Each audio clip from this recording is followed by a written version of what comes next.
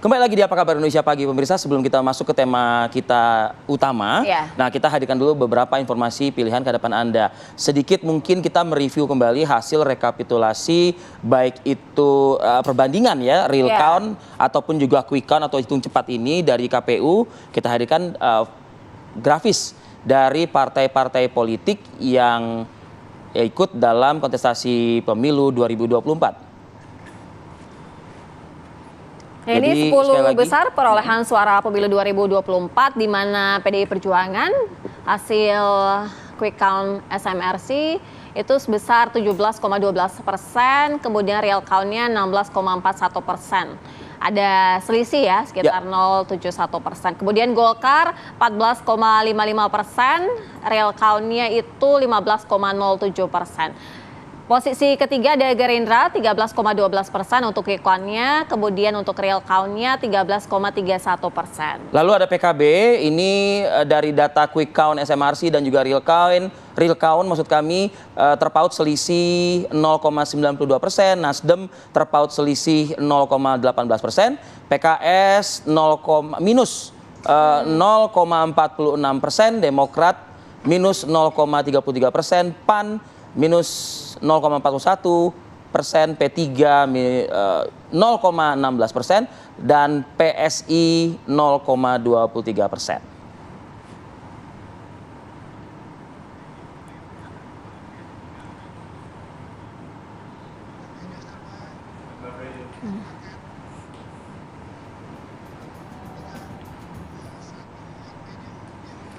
Iya, kita hadirkan informasi yang menjadi pembahasan utama kita di pagi hari ini, Vi, karena beberapa hari ini sangat ramai diperbincangkan begitu, di mana kajian Ustadz Syafiq Riza Basalamah ini kembali menjadi sorotan.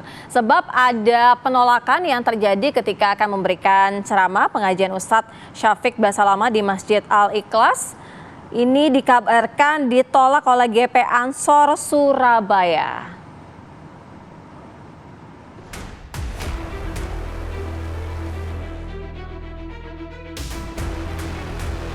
Kajian Ustadz Syafiq Riza Basalamah kembali menjadi sorotan. Sejumlah media online mengabarkan pengajian Ustadz Syafiq Basalamah di Masjid Al-Ikhlas, Kerembangan, Surabaya, Jawa Timur dikabarkan ditolak oleh GP Ansor Surabaya. Hal tersebut tertuang dalam surat pengurus anak cabang GP Ansor, Kecamatan Kerembangan, perihal keberatan kehadiran Ustadz Syafiq Basalamah. Belakangan diketahui kajian yang digelar pada hari Sabtu 2 Maret 2024 itu tetap dilaksanakan dan dihadiri ratusan jemaah dan berlangsung tertib. Hal tersebut lantaran adanya kesepakatan antara GP Ansor Surabaya dan pihak panitia agar tetap mengedepankan kajian bernuansa menyejukkan. Apresiasi atas kehadirannya diterima secara terbuka warga Surabaya, diungkapkan Ustadz Syafiq Basalamah di Instagram pribadinya. Ustadz Syafiq Basalamah secara khusus mengucapkan terima kasih kepada sejumlah ormas termasuk Banser yang berlapang hati untuk saling menjaga kebersamaan dalam ukhuwah Islamiyah.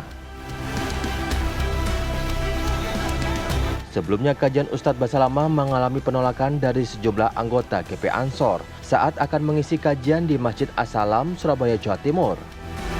Jemaah pengajian dan sejumlah anggota Banser pun sempat terjadi aksi dorong-mendorong hingga pemukulan. Aksi penolakan juga dialami Ustadz Khalid Basalamah saat akan menggelar tablik akbar di Makassar, Sulawesi Selatan. Acara besar yang sedianya digelar di Masjid Raya Makassar itu tiba-tiba dibatalkan dan dipindah tempatkan ke lapangan Karebosi, Makassar. Ustadz Khalid Basalamah juga batal mengisi tablik akbar di Masjid Al-Markas Al-Islami, Maros, Sulawesi Selatan. Belakangan diketahui batalnya dua lokasi tersebut lantaran tiba-tiba ceramah Ustadz Khalid tak mendapatkan izin dari pihak masjid.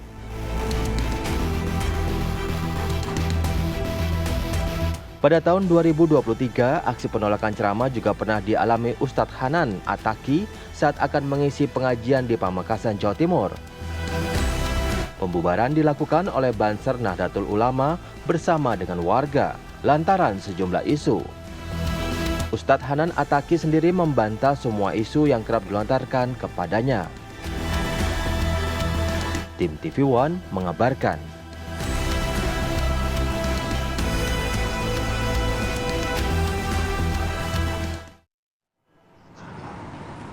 Ya, ini kita akan membahas mengenai kontroversi penolakan kajian agama.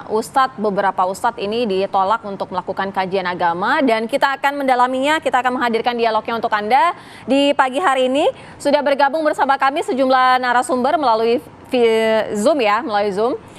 Selamat pagi, Assalamualaikum Kiai Haji M. Holil Nafis selaku Ketua Bidang Dakwah dan Ukhuwah MUI. Sedang proses sepertinya ya? Oke. Karena sedang dalam perjalanan, sedang proses untuk Zoom. Kemudian ada Gus Syafiq Syauqi, Ketua PWGP Ansor Jawa Timur. Assalamualaikum. Assalamualaikum. Selamat pagi, Gus. Waalaikumsalam. Selamat pagi, Mas. Ya. Selamat pagi. Iya. Kemudian ada Khozin Mustafid, tokoh masyarakat atau panitia pengajian Masjid Al-Ikhlas, Kecamatan Krembangan, Surabaya. Assalamualaikum, Pak Khozin. Pak Khozin. Waalaikumsalam warahmatullahi wabarakatuh. Selamat pagi. Ya, terima kasih Bapak-Bapak waktunya pagi ini menyempatkan bersama kami untuk kita memberikan informasi utuh nih kepada masyarakat begitu ya. Saya ingin ke Gus terlebih dahulu nih.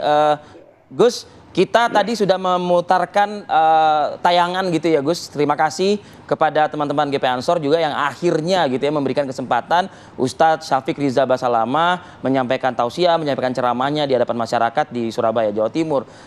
Yang ingin saya tanyakan dan yang saya ketahui, apa yang mendasari awal ya begitu ya GP Ansor ini bereaksi terkesan mempertanyakan dulu begitu konten ceramahnya atau mungkin harus ada izin terlebih dahulu dari GP Ansor begitu Gus? Ya, terima kasih. Sebenarnya bukan seperti itu Mas, tidak harus izin dari GP Ansor. Dasar dari teman-teman Banser Ansor untuk menolak beliau berceramah di Surabaya. Ini bentuk kecintaan Ansor Banser terhadap NKRI, terhadap bangsa ini, terhadap negara ini, Mas. Jadi yang diketahui di media sosial, Ustadz Syafiq ini, sama-sama Syafiq sama saya ini. Ustadz Syafiq ini beberapa ajarannya memang menyinggung bukan hanya amaliyah NU, tapi juga tidak tidak ada nilai nasionalismenya. Ini sebenarnya Ustadz Syafiq Basalamah ini cinta NKRI apa enggak ini? Padahal ada ini kami juga punya dasar sebenarnya. Ada surat edaran Menteri Agama nomor 9 itu bahwa untuk mengatur penceramah agama supaya harmonis, menciptakan harmonis di tengah-tengah masyarakat, itu juga ada beberapa hal yang perlu diperhatikan para penceramah agama. Termasuk salah satunya tidak provokatif, kemudian tidak mempertentangkan ajaran sesama atau antar agama dan lain sebagainya. Nah, yang kami ketahui, yang kita ketahui bersama di jejak digitalnya Ustadz Syafiq Basalamah, karena beliau ini dari Ustadz Syafiq itu apa ya? Gimana, Mbak? Yang menjadi concern gitu bahwa tadi tidak nasionalis, kemudian ada ceramah-ceramah yang dianggap kontroversi. Artinya ada apa, statement apa yang disampaikan dalam ceramah itu sehingga menjadi concern dari GP Ansor ini sendiri gitu? Ya, beberapa hal mungkin mempertentangkan atau mengajak untuk tidak berteman, berhubungan dengan non-muslim. Ini salah satunya. Ini sangat berbeda sekali dengan akidah Ahlussunnah wal Jamaah. Kami NU ya yang sangat terbuka dan toleran. Demikian, Pak. Oke, Gus. Ya Gus, lantas Gus, sehingga akhirnya GP Ansor Surabaya, Jawa Timur ini memfasilitasi dengan kegiatan Ustadz Syafiq Riza Basalamah kemarin di Masjid Al-Ikhlas ini, artinya secara konten itu memang sudah mendapat persetujuan begitu dari teman-teman Ansor? Nah, ini yang perlu penafsiran ini, Mas.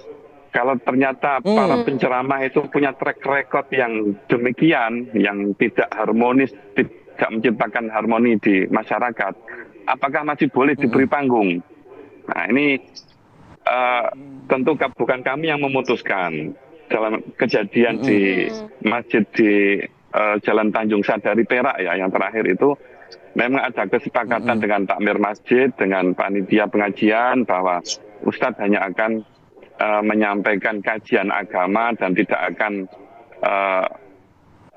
menyampaikan hal-hal yang kontroversial dan menghujat kelompok lain. Kemudian kami juga tentu tujuan kami seperti itu. Terima kasih. Ya, Gus. Iya, Gus. Kami juga ingin mengkonfirmasi ya, Gus ya. Pada saat kajian tersebut berlangsung di Masjid Al-Ikhlas, apakah teman-teman dari Ansor juga hadir di masjid tersebut untuk mengikuti kajian tersebut? Kalau di Al-Ikhlas, ya ada beberapa teman Ansor yang hadir mengikuti. Kalau memang pengajiannya ini mengajarkan sunnah, mengajarkan akhlak dan lain sebagainya, tentu kami menerima. Tetapi perlu diingat beliau punya track record. Beliau memang dari Salafi ya, Salafi Wahabi yang dalam beberapa terminologi, termasuk terminologi kafir, terminologi bid'ah, ini berbeda dengan kami, dengan NU. Tapi masalahnya ini bukan ancaman untuk NU, untuk Ansor, sama sekali bukan. Ini kalau dibiarkan, kalau hal-hal yang tidak harmonis dibiarkan, yang menciptakan ketidakharmonisan dibiarkan, yang jadi korban adalah bangsa ini. Dan itu yang ditangkap teman-teman Banser di bawah. Demikian. Kita ke Pak Kauzin. Pak Kauzin, komunikasi pada saat itu seperti apa ketika disampaikan bahwa jangan mengundang begitu, atau ada tidak poin-poin yang lebih jelas atau sebenarnya tidak disebutkan juga? Seperti apa sih sebenarnya kondisinya komunikasi itu pada saat awal? Terima kasih Mbak ya. Assalamualaikum warahmatullahi wabarakatuh. Jadi suasananya insya Allah, dan ini kan memang tidak semua GP Ansor Surabaya ya. Jadi yang pertama itu kan di Assalam, itu kan di Kecamatan Gunung Anyar. Jadi Ansor Banser anak cabang Gunung Anyar. Ini di Kecamatan Krembangan. Mungkin dengan pelajaran yang kemarin itu kita evaluasi, kita muhasabah agar lebih menjamin satu ukhuwah di dalam dakwah yang dilakukan oleh Ustadz kita ini. Jadi pertama-tama yang kita sampaikan itu dan alhamdulillah diterima dengan baik. Beliaunya juga welcome ya. Bahkan di dalam ceramahnya juga karena menggambarkan satu kaidah bahwa seorang muslim tidak terjebak kepada ambisi duniawi semata, tapi juga memang tidak kita pungkiri bahwa adanya duniawi juga akan menjamin satu muamalah. Tidak mungkin kita akan hidup sendirian karena sama-sama kaya misalnya ya, kita mau cari tukang batu aja nggak bisa misalnya, seperti itu. Itu yang beliau sampaikan, dan alhamdulillah teman-teman kita di Ansor Banser di Krembangan luar biasa ya, dan kebetulan mereka juga ikhwah kita, teman-teman kita, dan insya Allah di Al-Ikhlas ini khususnya diterima, dan mudah-mudahan dengan demikian teman-teman Ansor juga, dan saya juga apresiasi untuk teman-teman Ansor Banser karena mereka juga benar-benar menunjukkan ukhuwah Islamiyahnya. Jadi yang tentu dari yang Salafi Wahabi dan sebagainya itu ya, sementara kita singkirkan, tapi yang utama adalah dakwah beliau, insya Allah dalam hal itu mengandung dakwah ala sunnah wal jamaah. Saya kira demikian, Pak Kosin, apakah ada perubahan seketika kajian, konten kajian atau tema kajian yang sebelumnya sudah dipersiapkan dengan yang berlangsung di Masjid Al-Ikhlas sendiri? Tidak ada, insya Allah tidak. Jadi memang sesuai dengan tema, di mana tema itu agar kita tidak terjebak pada duniawi, tapi juga duniawi jadikan sebagai sarana untuk menuju ukhrawi, seperti itu. Dan di dalamnya kemudian beliau menyampaikan kalau bisa kita simbolkan itu sebuah kebersamaan ya, ukhuwah Islamiyah, ukhuwah watoniyah, ukhuwah basyariah yang beliau sampaikan. Jadi saya kira sangat menyejukkan. Saya kira itu. Baik Pak Kosin. Kita nanti coba akan dengarkan juga ya apa petuah dari MUI Majelis Ulama Indonesia. Kita nanti akan bergabung dengan Kiai Haji Muhammad Holil Nafis Sesaat lagi usai jeda periode berikut, jangan beranjak di tempat Anda, kami akan kembali.